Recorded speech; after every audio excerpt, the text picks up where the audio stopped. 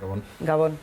Ez dakit nola bideratuko dute, baina oso prozesu interesgarria izango da. Osea, praktikan nola egikaritu, hor pentsatzen dut gertatu litekena dela herritar batzuk hazienda jakin bati ordaindu nahi izatea, ez? Eta horrek seguru asko gertatuko da zatiketa bat, edo nolabait gerta liteke zenbaitek hazienda bati zerdak ordaindu dituztela esatea, eta beste batzuk besteari ez. Orduan, nik uste dut nahi eta nahi ez, negoziazio batean amaitu behar duela. Bestela hor, kaos moduko bat sortuko da, ez da?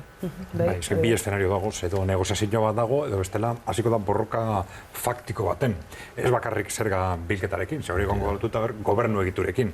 Madrilek errespetatuko da gobernu egitura berriak, ez dauze errespetatuko zertan bai, zertan ez, baina dana egongo da pakete berdinean, ez da? Edo zeo zer hitzartzen da, botere bien artean momentu konkretu baten, edo bestela, hasiko dira tirokak kalean, ez? Haziendarena... Tiroka ez, baina izuka agian bai. Baina, zelan inposatzen dozu bata zerga bilketa sistema bat, beste bat, bata polizia bat, beste polizia bat, biak gauza bien bartinak egin nahian. Hori da, zin da ipatu ganean zen, adibide bakar bat, zen nahi dut. Bihar, demagun bihar, zeo zer esatearen, Kataluniako parlamentuak azkar joatearen, oso azkar joatearen, bihar bertan independentzia aldarrikatzen duela. Eta Madrid ez den badu, ederto, aldarrikatu dezue, baina nik berdin jarraituko, gaur Rajoyk esan duena. Esan nahi dut, hori da aurreikusten. Rajoyk ez du esan ederto, ni berdin jarraituko dut. Aurreikusten ez, argi eta argi izan du. Eta horretan beste gauza bat harritzen nau. Rajoyk badauzka baliabide juridiko eta politiko guztiak horren kontra joateko, baina antza ez dauka horren beste baliabide juridiko eta politiko adibidez Euskal Estatutua betearazteko. Eta hor noinbait, estatutu hori lege organikoa da, eta bloke konstituzionalaren parte, baina horretarako ematen du ez dagoela baliabiderik. Gauza kuriosoa da, Kataluniari esaten zaio, edo goztuen zaio, ez duela legea betetzen, eta bera behartuta dago egoera hori zuzentzera, eta haizu hemen legea bera da, ez duena betetzen, eta antza, horrez dago arrizko. Bueno, badago hipotesi bat, orain ja, hemendik aurrera hasi behar dela baztertzen. Adostu daben dokumentu horretan, ja, esaten ari dira, eurek ez dabela legea beteko. Orduan, ja, legearekin ez da nahikoa. Ja, tresna, zeo zerekin bain nahi bada Madiletik, tresna faktikoak izan behar dira. Ze behar dira jendeak kartzelara sartzen, edo horrelako zeo zer, baina, ja esan dabe, legea ez da bela beteko. Ordan ez da nahiko izango, esatia, Eusetiko konstituzional erabakitzen dau, ABCD, Espainiako gobernuak erabakitzen dau, ez, erabaki horren atzian, erabaki seigarren puntuan dio ez da, Kataluniako parlamentua dela subirautzaren egoitza eta deskonexio demokratikoa ez dela egongo Espainiako estatuaren erabakien baitan, eta, gero gainera, espresoki azpimarra egiten diote, auzitegi konstituzionalak hartu ditzaken erabaki konkretuei. Baina gainera, Kataluniak izan ditu, oantxe data hurbiletan, diru arazoak. Estatuak eman berri izan dio dirua aurre egiteko osasun inguruko gauzei eta baita irakaskuntzeko ere. Orduan, hori da, Rajoyk daukan zera bat. Nola, esan nahi dut, beraiek hasiko dira zerga biltzen, demagun. Jendea gogo honez, bulego ontara jun beharrean beste bulego hortara dijoala.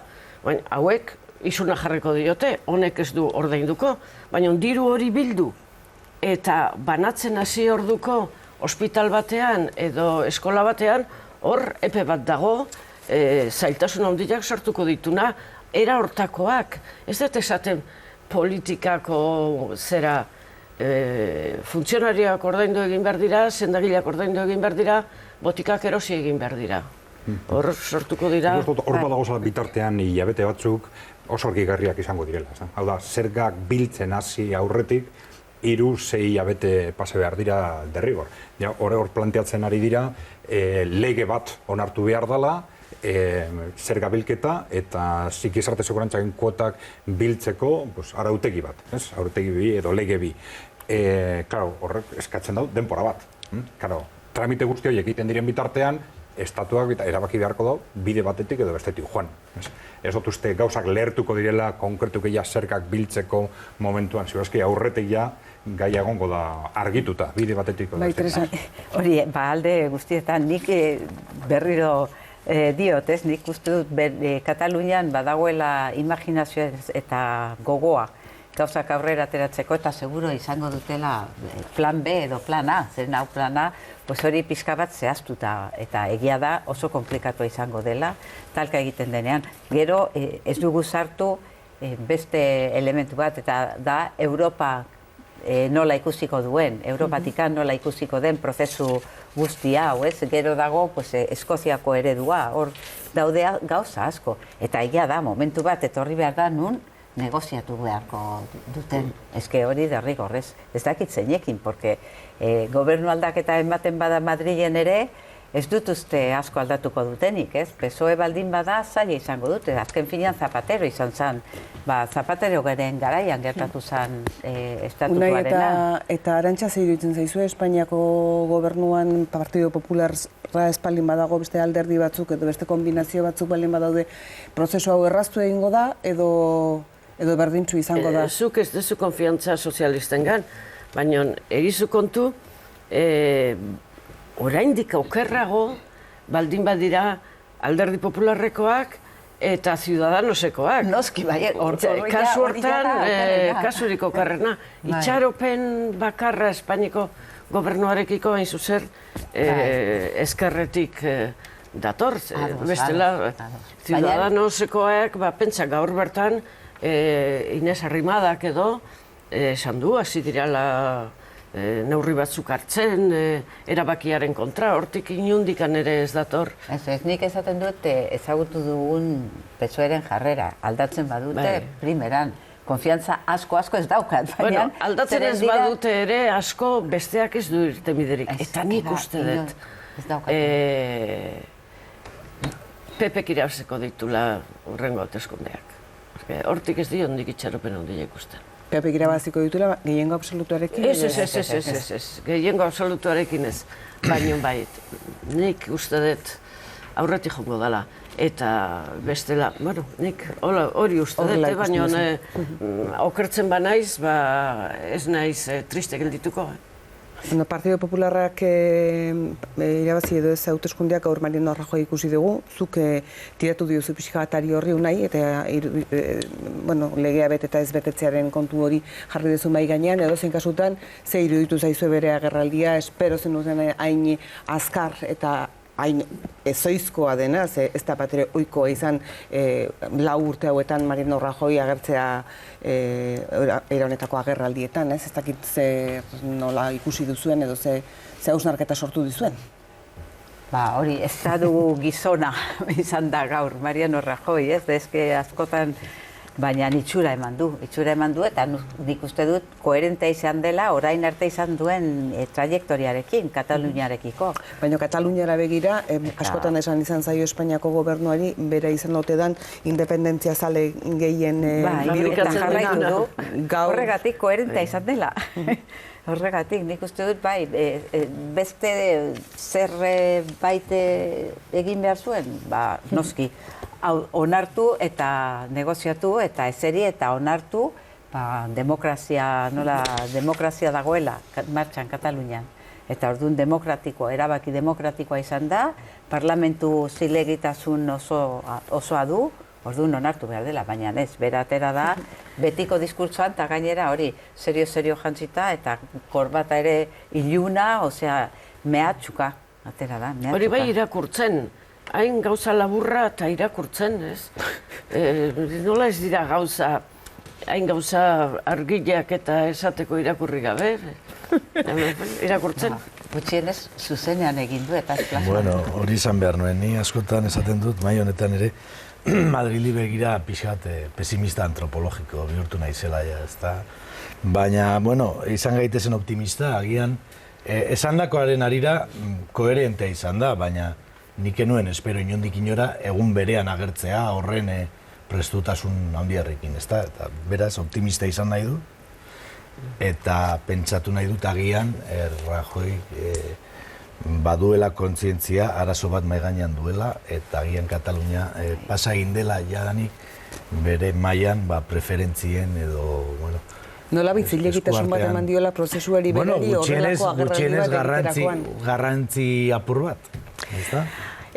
Joseba Egibarri azpimarra egin diozunean Teresa preso ez hitz egin dezu, eta gaur hain zuzen ere Mertxe Aizpuruak preso bat hartu du ahotan, lehentxako saioa hasi orduko esan dizudan bezala Javier Salutregi izan da, etzi ostegunean aterako da kartzelatik, eta Mertxe Aizpuruaren azpimarra entzungo du.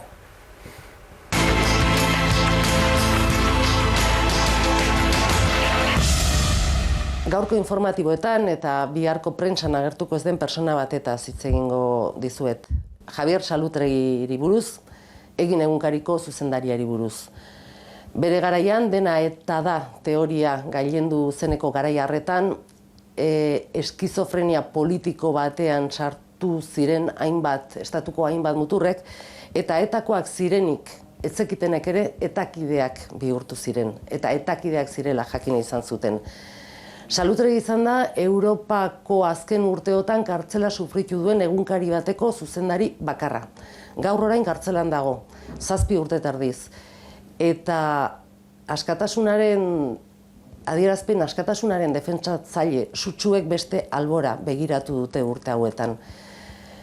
Enbutuaren legea ezarri da kasu honetan, eta mutur estuenetatik begiratu zaio, horrela 7 urte terdi. Etzi aterako da, Burgoseko espetxetik, orduan bai Javier Salutregin notizi bilakatuko da, eta marka berri bat emango du.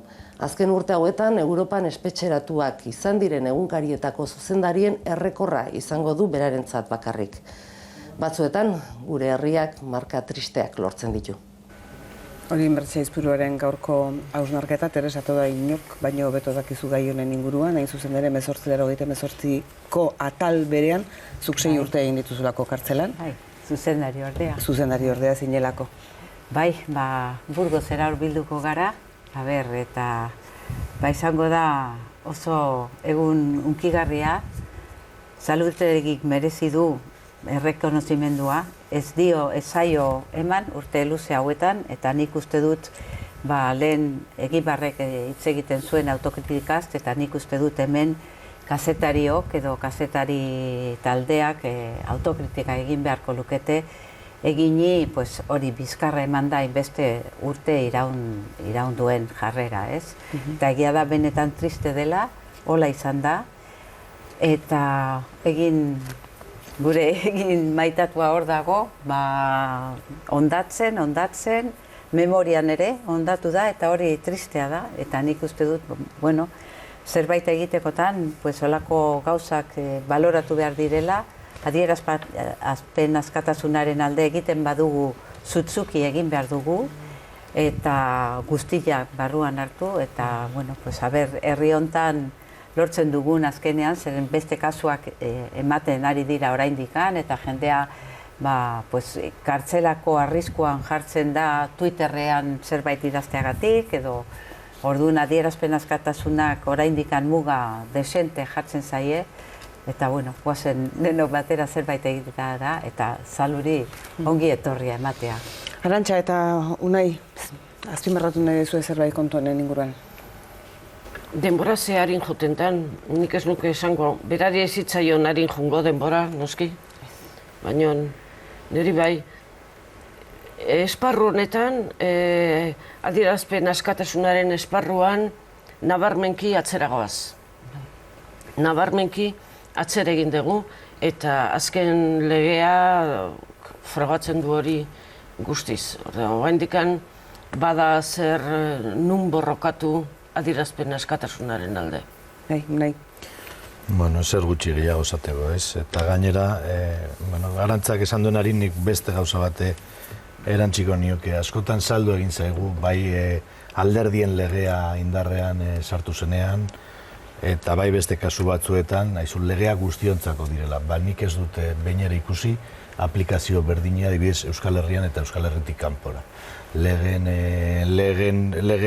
partiduen legeari atxikiz, hemen hainbat partidu desagertarazi egin dira, edo hainbat koalizio, edo hainbat herritarren zerrenda, hainbat tal, eta ez dut oraindik ere ikusi Madrilen halako partidu fascistak, ez dut bakar bat ere ikusi legetik kanpora. Eta teorian guztiontzako esparru berean kokatzen ziren, ezta? Violentzia zela, ez zela, ez dakiz zer. Eta adierazpen askatasunaren inguruan gauza bera, ezta? Hemen Twitteroak atxilotuak izan dira, eta aldiz beste batzuk olako gauzak edo askoz gogorragoak esan dituztenean, lasai asko jarraitzen dute beraien etxetan, ezta? Edozein kasutan, uste dut Mertxe Aizpuruak zioena aparteko grabedadea baduela, ezta? Europan egunkari baten zuzendari bat ez da bera beste kartzelan hainbeste denbora egon, 7 urte eta erdi, zuzendari ordea 6 urtez egontzan, gogoratzen dut Teresa kartzelatik atera zinean, gaur rotondak askotan aipatu ditugunez, kontatu zetidala, etzenekila rotondetan nola funtzionatu behar zen duen, sartu zinean ez zeudela hainbeste rotonda, eta atera zinean rotondak zeudela, ez da? Beste ontzako rotonda eta WhatsAppa da gauza bat, gertatu dana atzotik gaurrera, baina 6 urte kartzelan pasatzen dituenarentzat, ez da hain ohikoa. Euskal Autonomia Erkidegoko aurrekontuen aurkezpena egin du gaur Gatzagatxeberria jaunak, zer azpimarratuko zenuke Adrian Zelaia? Nik uste dut aurreko urtetako ibilbidea nolabait jarraituz, ez dakit zelan esan, formalki egokiak edo politika presupuestarioen ikuspegitik egokitzat jo behar direla, orain aurkeztu direnak, egonkortasuna, jarrera edo helburu horrekin, nik zeozar esan eskero esan nuke, bestetan esan duguna, igual ausardia falta. Ausardia falta dauden funtsesko erronka batzuei aurre egiteko. Eta batez be garapen ekonomikoarekin lotuta. Ikusten badugu garapen ekonomikoarekin lotutako aurrekontuak, ez da dira nabarmen handiagotzen. Horrek zer esan nahi dau, beste urtetan esan zana, ez garapen ekonomikoa ikerkuntza, horrez dugu egingo, ezin dugu egin aldegin berezirik, oso momentu txarrean gagozalako, eta presupuestoak estuak dire, eta orain momentu hobeago baten gagoz, aukera gehiago dagoz, eta esfortzoa ez egiten. Orduan nik uste gabiltzala pentsatzen beti urrengo urteko aurrekontuaz, eta ez epeluzera. Eta hor galtzen ari gara oportunitate oso handiak. Baina aukera gehiago daude benetan, adibidez gizarte beharrei behar den bezala erantzuteko, eta zuk esaten dezun hildoiei bidea irekitzeko, edo oraindik ez? Oraindik ez. Zenbaki horiek ikusita, esan nahi dut. Gatzagatxeberriak esan duena da, bermatu nahi dituela, hainbat behar izan, hainbat ongizate estatuari zor zaizkion hainbat hildo, horiek egon daitezela erabat bermatuta eta babestuta. Eta hezkuntzan, eta osasungintzan, eta... Demagun holandala, eta gasto guzti horiek mantendu behar dela, mantentzen diren puntuan, eta zergak zeo zertarako dago. Guk oin urte batzu, proposatu genduen behar izan ezkero, behin-behineko zerga berezi bat jarri leike martxan, krisialdia irauten duen bitartean, finanziatu behar dana. Batez behar dugun salto estrategiko emateko ikerkuntzan, prestakuntzan, inbertsioan, orain igual inbertsioa justu momentu honetan ez da horren importantea, baina urte askotan izan da, eta enpresako horren dira, eta gure industria gonda, nolabait hor lagata. Behar zituen fondoak lortu barik. Esfortzu handiak egin behar ziren, ez ziren egin, egoera presupuestarioen aitzakiaekin, orain beste motako malgutasuna dago, eta esfortzu hori bez da egiten, zorra bera, zergatik ez dugu egiten esfortzu bat zorra murrizteko. Presupuestoa beste, ez dakit, hobekuntza bat badukogu, baina jarraitzen dugu zorra handiagotzen. Hori logikoa da, ala pensatu behar dugu, igual urrengo urteak ondino txarrak izango direla, eta hau zedala momentu igual nolabait zorra mantentzeko, edo behar izan eskero zergekin jokatu zorra murrizteko, ez dakigulako, urrengo urtean edo hemendik 2 urtera zer gertatuko da. Joseba, nola ikusi ez oso? Mira, Espainiako edozein autonomia erkidegoaren aurrekontua aurkezten dutenean, beti esaten dira bi gauza. Bat da aurrekontu sozialaria, eta hazkundea eta enplegua sustatuko dute. Eta hori da, aurkezpen guztietan esaten dian lehenengo bi gauzak. Nik faltan botatzen duena da, ehundik 2,8ko hazkundea pentsa ezazue dela gutxi gorabehera barne produktu gordinaren hazkundea aina. Beraz, esango genuke grosso modo, lehen besteko aurrekontua dagoela, ez.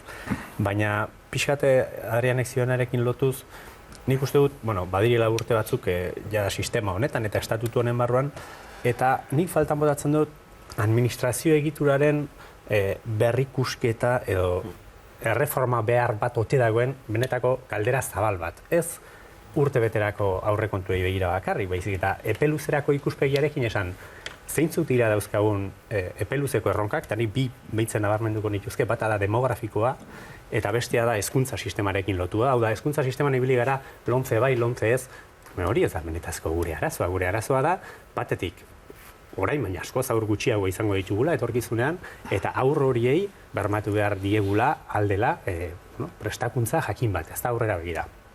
Eta galdera hauei nik uste dut orokorrean etzaiela erantzuten susmatzen dut. Nik xehetasun handitan ez nahi sartu aurrekontu hauetan, baina oro har gaude horrelako inertzia edo jarraipen moduko batean, ez? Eta nik uste dut sakoneko eta luzerako analisi batzu falta zaizkiguna. Bai, zerbait erantzen nahi? Ez, 1,5 edo gehitu omen dira diru sarrerak, ez? Eta tamaina hortan ere aurrekontuak. Hori entzun dut nik behintzat. Baina gehitu dan horren erdia soldatatan eta gastatzen dela. 1,5 puntu gehiago ditula aurrekontu honek aurrekoekin. Edozein kasutan soldatak aipatu dituenez, hor badago bestalde batetik funtzionarioen soldata igoerarena. Espainiako gobernuak hainbat murrizketa abian jarri zituenean, Euskal Autonomia Erkidegoan, Eusko Jaurlaritzak ere hala jarri zituen, baina orain adibidez estraren itzulerarekin, Espainiako gobernuak esan du laurden bat orain itzuliko duela eta erdia datorren urtean, baina Eusko Jaurlaritzak erdi horri buruz momentuz ez du ezer esan, ez dago argi hori. Laurdena, esan du. Laurdena bai, baina bereste erdiaz Espainiako gobernuak ere hitz egin dute, Eusko Jaurlaritzak ez dakit zergatik gertatzen da nau guztia. Hauteskundeak dago sort artean, ez? Hauteskunde prozesuak momentu diferentetan gauzatzen dira, arlo baten eta bestean, eta horren arabera mugitzen dira bai gobernuak, ez? Mugitzen dira, ala ez dira mugitzen hauteskundeak ez daudelako, ez? Euren esparruan ez daudelako. Baina diru hori zor zaien funtzionarioiek ere esango lukete zerbait, ezta? Bueno, claro, tensioak dira, alde batetik interes elektoralak, bezaletik presupuestarioak, ez? Txiki Muñozei buruz ere hitz egin dugu gaur Joseba Egibarrekin, eta kontzertuaz esandakoen inguruan, Adrian, zer gehitu nahiko zenukezuk? Bai, hori lotu leike Kataluniari buruz aipatu dugunarekin. Hau da, Josebak azpimarratu duena, lotu leike nolabait kontzertuak suposatzen duen gure osue botere faktikoarekin. Hau da, guk dakogu kontzertuari esker, nahi baduzu, zerkak biltzeko aukera. Eta horrelako prozeso baten aurrean, aukera hori ikitzea botere faktiko oso handia da. Baina botere faktikoa da, horrelako gure oso independentzia prozesu bat zabaltzeko orduan, edo baita ere erresistentzia moduan planteatzeko atzerako prozesu baten aurrean. Orain mehatxu moduan Madrilen planteatzen ari den moduan. Karo, hori be relatiboki. Relatiboki ze Muñozek esan duenarekin lotuta, egia da legalki danak kuestionatu, ia danak kuestionatu leikena. Egia da, kontzertua jasota dagoela konstituzioan, baina konstituzioen interpretazioan auzitegi konstituzionalen eskuetan da, auzitegi konstituzionalea alde bat ordezkatzen duela, ez alde biak, ez da imparziala, eta nahi izan eskero, interpretatu leik ez gauzak modu baten edo bestean, ez? Eta gainera, orain esan duzkue gutxi gorabehera, nahi izan eskero nondik jongo diren. Esango dabe, ez dago zala kontzertua ikutzuten nahi dira kupoa. Orduan, kupoa beste modu batez berregituratzen, planteatuko dabela, praktikan kontzertuari buelta emoten. Ze, klar, kontzertua segun zelan antolatzen dan, bihurtu leike, eta hori lotuta dago Josebak esan duenarekin, bakarrik zerga bilketa bat, zerga horiek, segun ze kopuruak derrekortu eta zegozen, estatuaren eskutean usten, kontzertuaren mamia usteko aukera dago. Orduan, azkenean kupoara eta kontzertua neurri batean gauza bera dira. Esan gora dut, legalki dana kuestionatu leike, segurazki, edo kontzertuaren mamina kuestionatu leike, naiz eta praktikan oztopo nabaria. Edozein kasutan, Josebari esan nahi izan dio dana, hau da, kupoarekin azken urteetan dagoen nolabaiteko ataskoak neurri batean erakusten duena da, estatuak nahi eran erabiltzen duela ere elementu hori. Ez duelako ikutzen. Orduan izango dira eskubide batzuk eta ordainduko dira gero orain, baina momentu honetan estatuak nahi eran erabiltzen du instrumentu hori. Horrek esan nahi du estatus berrian garrantzi handiena izango duen kontuak, estatus berria egongo dan, ez da egongo, baina esan nahi dutena da, estatuak nahi eran ere erabiltzen duela oztopatzen duenean kupoaren inguruko negoziaketa bat adibidez, eta hori azkeneko urtetan geldiri dagoen gautza bada. Instrumentua existituko da, eta existitzen da, eta balio du nerako, eta bakoitzak emango dio nahi duen balioa, baina daukan funtzioan erabiltzen espalin bada. Nik uste teknikoki ez dagoela oso zehaztuta. Eta, teknikoki oso zehaztuta ez daudenez, dauden zalantza guztiak negoziatu behar direla. Eta orduan, giro egokia ez badago negoziaziorako, luzatzen da. Bakoitzak darama kontu bat, zuk zenbat zor didazun da oraindik eman ez didazun. Eta beste partea ordaintzen da. Kupoak martxan jarraitzen du. Edozein kasutan ez daude erabat ados ere zor didazunarekin eta ez didazunarekin zor. Hori da, hor dago B libreta batean apuntatzen dute, eta honi buruz nik uste 800 sortizkiazula. Eta ez nik uste dut zuk sortizkiazula niri. Hortaz aparte, ordainak ematen dira, 3 hilero eta normaltasun batean jarraitzen du, naiz eta badagoen zati bat blokatuta.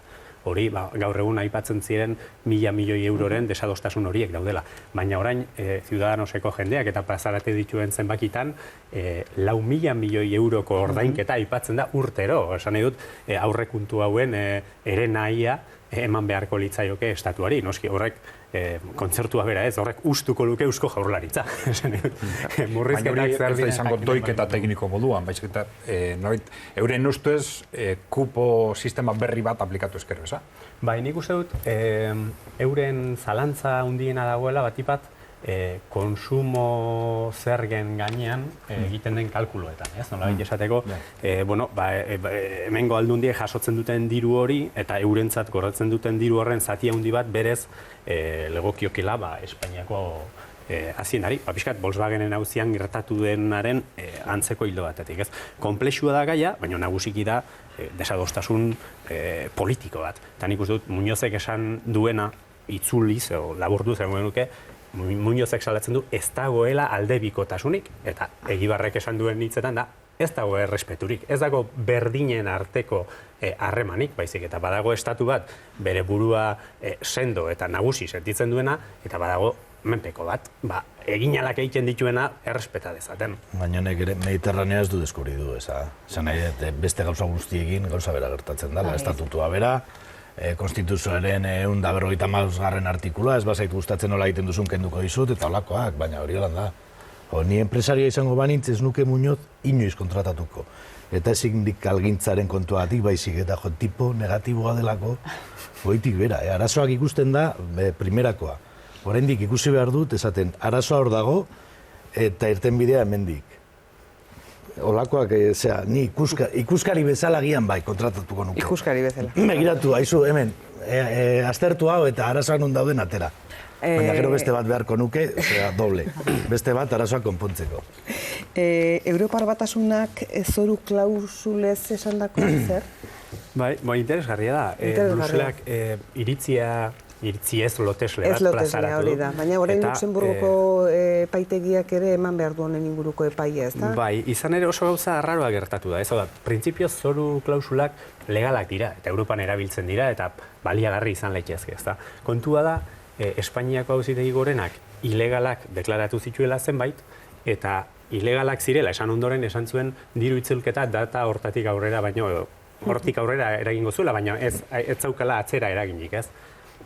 Hau nahiko deigarria iruditu zitzaidan bere momentuan, eta gainera argudioa zen atzera eginkortasun horrek kalte egingo liokela finantza sistemaren kaudimenari edo egonkortasunari, baina garbi dagoena da, legalak dira edo ez dira legalak. Seguru asko, Luxemburgoko epaiak nekez emango du epai orokor bat esanez zoru klausula guztiak ez dira legalak, baino ez da erresa azaltzen zergatik data batetik aurrera ezin diren baliatu eta ez diren legalak, baina aurretik baziren, ez? Orduan nik uste dut hor, Espainiako gorenak nahasmendu pixkat sortu duela, eta pentsatzen dut Bruselak eskatuko diola, kale edo bale egin dezan, baina beti ere legala edo ilegala zen klausula hori indarrean egon den epe guztian. Eta honek zenbait erakundetan, finantza erakundetan eragin garrantzitsua izan dezake, eta gureen artean esango dugu, Nafarroako rural kutxak, eta bere garaian ipar kutxak ere bazituen, eta ikuskizun dago, ez? Baina, Euriborrak horren behera jo zuen momentutik, 2009-tik gero, egia da, hainbat finantza erakunderentzat interes sarrera garrantzitsua izan dela. Bai, Joseba. Bai, Nafarroako rural kutxa eta Cajasurren. Cajasurren be arazo oso handia eduki dituzte klausela hauekin. Oroar 20.000 milioi izan daitezkela banko sistemarentzat izan dabe. Beste batzu zalantzetan jarri dabe, geikeri bat den nolabait auzitegia beldurtzeko, ez da? Baina, edo zelan be, kopuru importante bat izango dela Espainiako bankuetzat. Horren atzean gainera badaude eta aipatu dira gaur bertan, etxegabetuak izan diren pertsonen kasuak eta beraz, honen atzean ez dago bakarrik zenbat diru eman edo itzuliko zaien edo etzaien, baizik eta, kasu askoz ere larriagoak ere badaude eta aztertu beharko liratekenak, ezta? Joango gera ikusten datozen egunetan eta batez ere esan da bezala, hau ez da loteslea ikusiko dugu Luxemburgoko auzitegiak zer esaten duen. Teresato da, mila esker gurekin izateagatik etorri berriz ere Unai Grajales eskerrik asko eta laizter arte Arantxa Orte Bizkaia. Laster ikusiko dugu elkar eta Darian Zelai eta Joseba Barandiaran gauza berazuei ere laster izango gara elkarrekin. Jaun Andreok, mila esker izan diguzuen arretagatik, honetan amaituko dugu gaurkoa, bihar arratsaldeko 4 eta 4 berriz ere egunak ematen dituen guztiak azpimarratzeko prest izango gaituzue eta orduan ere beti bezala zuen zain izango gara. Gabon pasa.